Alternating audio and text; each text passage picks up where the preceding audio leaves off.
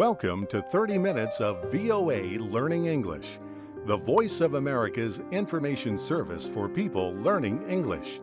Join us now for In the News and American Stories, coming up after As It Is.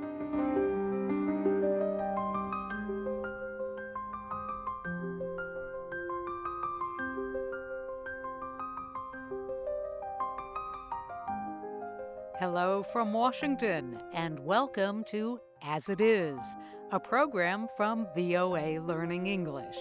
I'm Catherine Cole. The cost of college continues to rise, making higher education too costly for some. Many students are turning to online classes as a substitute for traditional colleges. We hear more about the digital college revolution later in the show.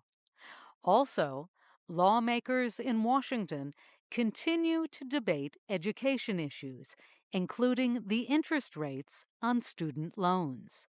Students who take school loans graduate owing an average of $26,000. But some economists say the real issue is controlling the cost of college. They say these high costs are hurting the whole economy. Anka Decker reports. Joshua Jordan earned a doctorate degree in physical therapy. I am currently in debt for $210,000. Joshua Jordan has 8 times the loan debt of the average student. He says he has sometimes needed to work 2 jobs to pay his bills. For the past 30 years, college tuition has been increasing at twice the rate of inflation. Universities say decreasing financial support from state governments forces them to charge higher tuition. Private colleges now charge an average of more than $30,000 a year. Terry Hartle speaks for the American Council on Education, which represents thousands of colleges across the United States. It's a terrible conundrum that we face as a country. We want more and more post-secondary education. We want more focus on academic quality and graduation. At the same point, the funding sources for higher education have been diminishing for a generation. Experts worry that the high cost of college makes it less likely that good students from poor families will attend college. This means fewer scientists, engineers, and others who could help increase economic growth. And a survey shows that some students concerned about repaying thousands of dollars in loans are delaying marriage and children. Peter Mazureas is with the College Savings Foundation. These students just will not contribute to the economy. They'll go home and live at home. They won't buy cars. They won't invest in housing. So there's a real multiplier effect that's short term. Georgetown University labor economist Anthony Carnevale says the current system cuts economic growth for the whole country. The effects on economic growth are substantial. If we'd have kept up with demand for post-secondary talent, economists estimate that we would be at about $500 billion or more per annum in gross domestic product. That is, people would have more money to spend. Meanwhile, physical therapist Joshua Jordan says his family is not wealthy and could not have paid for his education. There would have been no way I could have created a career for myself that I wanted to do without the use of student loans. So for Joshua Jordan, his large debt was worth it.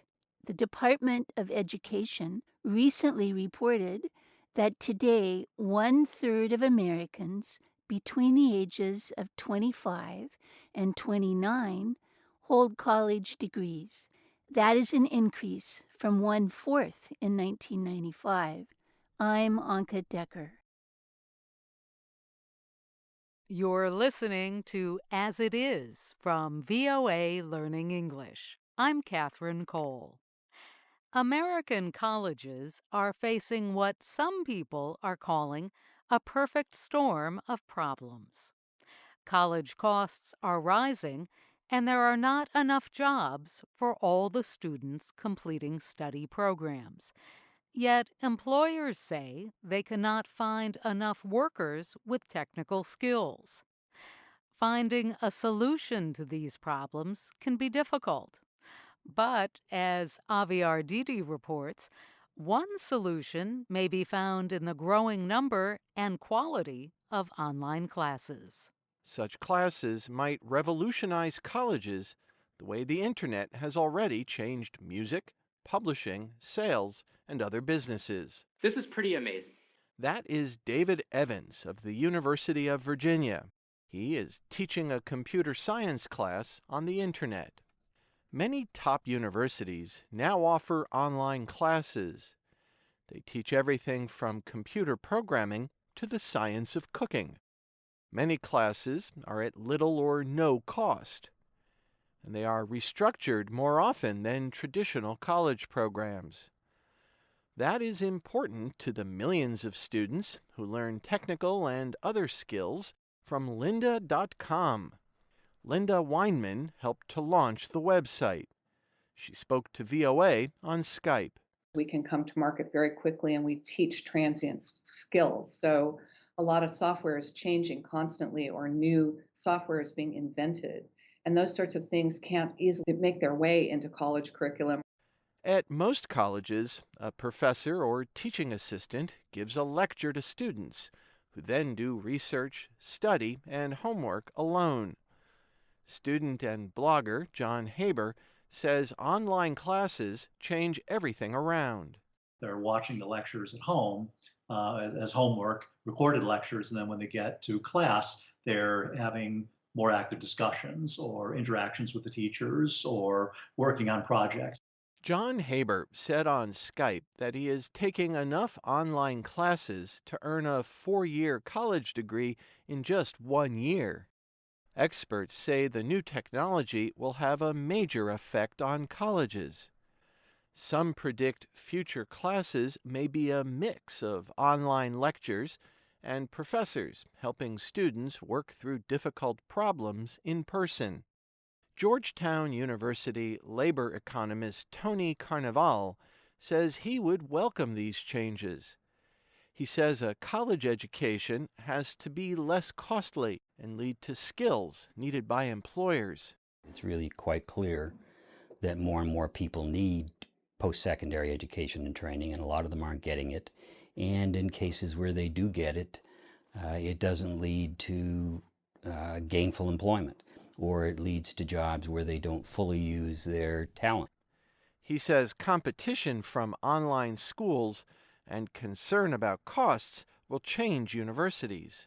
The consumer demands that you tell me why. Give me a reason to believe that my tuition money is best spent at your institution. What is the return on my investment?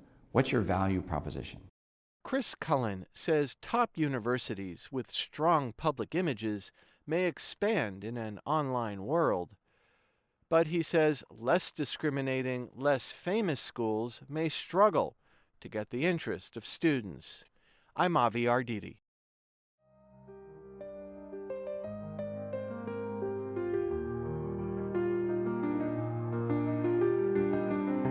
I'm Catherine Cole. That's our show for today. VOA World News is coming up at the beginning of the hour, Universal Time.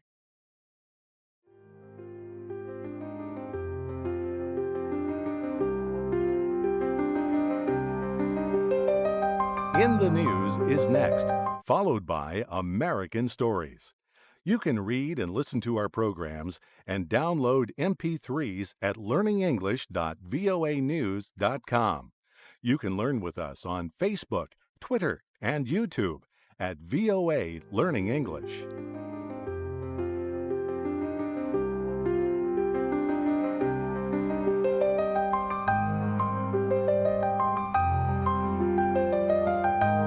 From VOA Learning English, this is In the News. President Obama traveled for 2 days after giving his State of the Union speech to Congress and the nation earlier this week. He visited 4 states to support policy plans he proposed in his yearly message. The traditional road trip after a State of the Union speech first took the president to a community in Maryland. He spoke to workers at a Costco store. He told them nobody who works full-time should ever have to raise a family in poverty.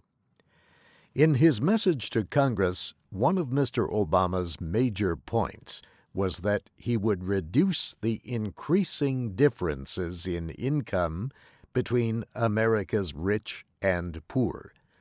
Other major issues included jobs and immigration. The president said he will continue to reach out to Congress to work on long-term issues. But, he said, he also plans to use executive orders or presidential powers to press for his goals.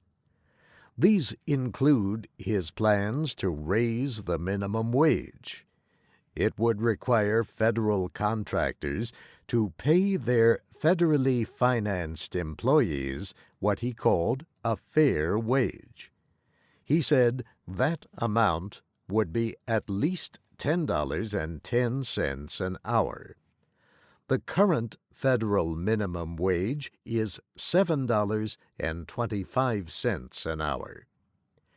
If job creation and other improvements continue, Mr. Obama said 2014 could be a year of good progress. But he criticized Republican protests against his health care law, the Affordable Care Act. The law is more commonly known as Obamacare. He urged Republicans in Congress not to vote again to cancel it. The question for folks in Washington is whether they're going to help that progress or hinder that progress, whether they're going to waste time creating new crises for people and new uncertainty, like the shutdown, or are we going to spend time creating new jobs and new opportunities? The shutdown took place last October. It involved a temporary suspension of government services. It took place because lawmakers failed to pass a spending bill in the required time. Mr. Obama noted improvements in the economy, including lower unemployment and increased manufacturing. The jobless rate is now at 6.7%, a 5-year low. Mr. Obama said the drop results in part from an increase in manufacturing jobs. But the president said it is not enough that more people are working. The president also told the nation about plans to help people who are in the country illegally become citizens. He urged Congress to approve an immigration reform measure that passed the Senate last year. But intense opposition from conservatives has tied up the bill in the House of Representatives. After the speech, Congresswoman Kathy McMorris Rodgers gave the Republican Party response. She suggested a different way of balancing the difference in income between rich and poor. She suggested less government. So we hope the president will join us in a year of real action by empowering people, not by making their lives harder with unprecedented spending, higher taxes, and fewer jobs. Senate Minority Leader Mitch McConnell criticized the idea of Mr. Obama using executive orders to gain his goals. From VOA Learning English, that's In the News. I'm Steve Ember.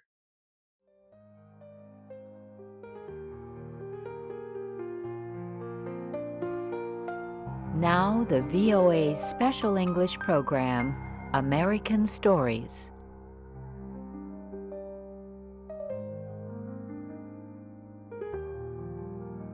Our story today is called The Mute Singer.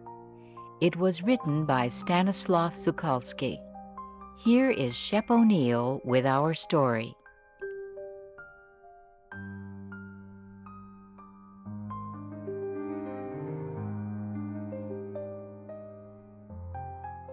Every year at this time, the peasants began their long religious pilgrimage to Gidle, to visit the church there and pray for God's help. They walked or rode in wagons. They crowded the roads leading to the holy town. Gidle was famous in Poland as a place where God did miracles. The cool days also brought many beggars to Gidle. The peasants gave away more of their money on such a religious holiday as this. Some of the beggars were blind. Some had no feet or arms. Some were very old and seemed like lost children looking for their mothers. There was one among them who was called the Mute Singer. He was given this name because he could not speak. There was a time when he was able to sing while playing his guitar, but he lost his voice. Now he played the guitar and sang, but no sounds came from his throat. His lips just moved with the music. The Mute Singer was a tall, strange-looking man. His face and hands were brown like the color of copper. He had white hair and a white beard. He looked like one of the wise men you read about in the Bible.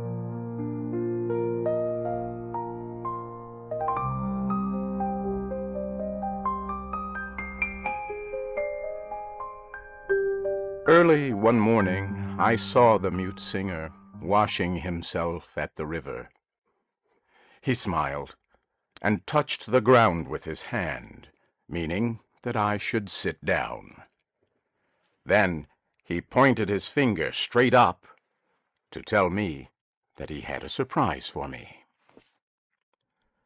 Suddenly he put his hand into the water and rubbed two of his fingers together, making a strange sound, exactly like the sound of a croaking frog. He did it many times. Then he lightly hit the top of the water, sending little ripples of waves across the water to the other side. Suddenly, everything around us seemed to be moving. I could not believe it was real. Thousands of frogs came racing toward us, jumping and swimming under the water and on top of the water. I began to shake with excitement. The frogs crowded around us. I could see their heads and eyes showing above the top of the water. The Mute Singer found some snails and cut them into small pieces and began to feed the frogs. They came closer and closer. The Mute Singer started to play his guitar. As he did so, the frogs became quiet and listened. And then they too started to sing. Young frogs, old frogs, every one of them began to sing. I never heard anything like it. Not a frog moved. They all just sat and sang.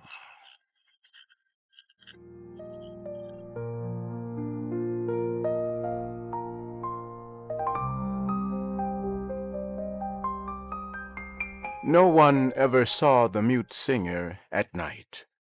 Nobody even knew where he slept.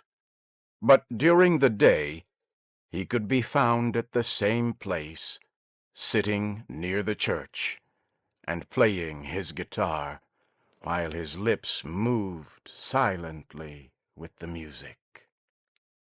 Everybody liked the mute singer, the peasants as much as the beggars. People threw their pennies into the cups of the beggars sitting on the ground asking for help, but not so with the mute singer. Into his cup they dropped their pennies gently. He used the shell of a turtle as a cup. He got much more money than the others, but this did not trouble any of the beggars. At the end of the day, the beggars crowded around the mute singer in front of the church. He took a clean white handkerchief from the pocket of his old coat and put it smoothly on the ground. He made it seem like a religious ceremony. Then he put all his money on the clean white cloth. He made all the beggars do the same. Then he gave all the beggars an equal share of the money, but kept nothing for himself. Sadly, he looked around at the beggars, covered with dirt and disease. The sun was sinking fast, and the peasants had all left the church area. The mute singer lowered his head and started to pray. The beggars were on their knees, joining him in prayer. Then the mute singer began to play his guitar, moving his lips with the music. The beggars sat still and listened. The music cut deep into their hearts. It cut through their years of pain and suffering and loss of hope. It made them feel human again. Many of them cried, and with dried old hands wiped away their tears.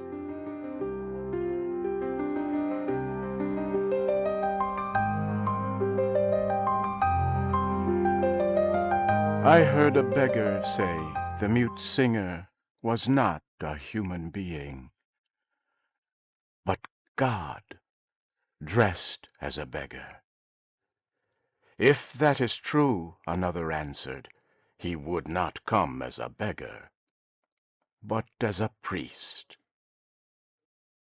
One day, hundreds of new peasants entered the city. They were welcomed at the church by its religious leaders, who dropped water on their heads and blessed them.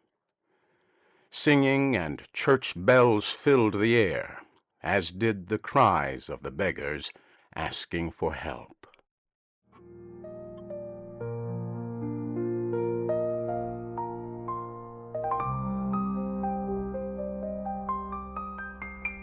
As the peasants came out of the church, the mute singer began to play.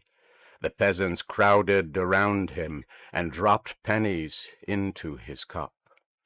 Suddenly, his fingers hit the wrong strings. He threw his arms into the air. His guitar fell to the ground and broke. One of the beggars caught the mute singer as he fell and held his beautiful head on his knees. We carried him into my mother's empty barn and put him down gently. I held his hand, and he slept a little, then opened his eyes and smiled weakly. He looked like a lost child. The mute singer pointed to his chest and made the sign of the cross. A beggar said, "He wants me to give him the last rites of the church. Can you get me a piece of bread?" "But you are not a priest," I said. "This is something any man would be glad to do for him. It is an emergency. But I am dirty. My clothes are dirty. Hurry, get some bread and a white shirt." I ran out and got some bread. Next to my house was a synagogue. In the dark, I saw the rabbi's finest white shirt hanging to be dried. I took the shirt and hurried to the side of the dying mute singer. The beggar put on the white shirt and gave me a candle to hold. Then he got down close to the mute singer and said, "Hear me, my brother. Open your eyes if you can, so that you may see the sign of the cross made over you. Here is your last communion, a beggar's communion of black bread." The dying man looked at the beggar, smiled weakly, and left us forever.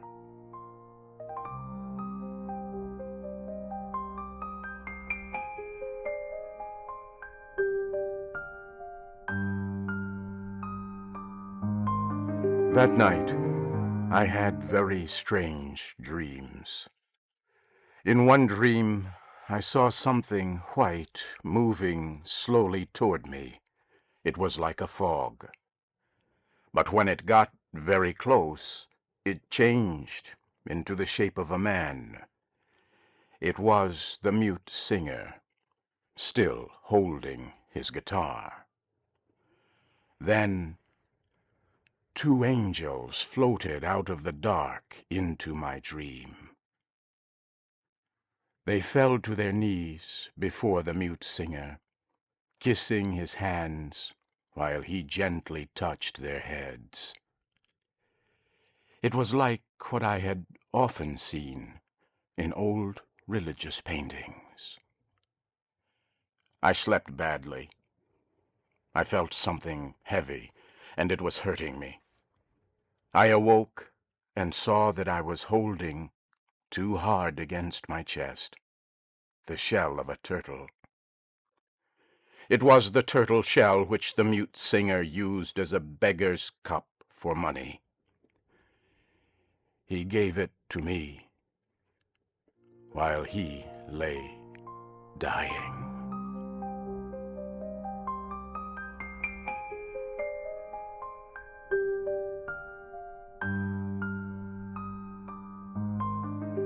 You have just heard the story called The Mute Singer.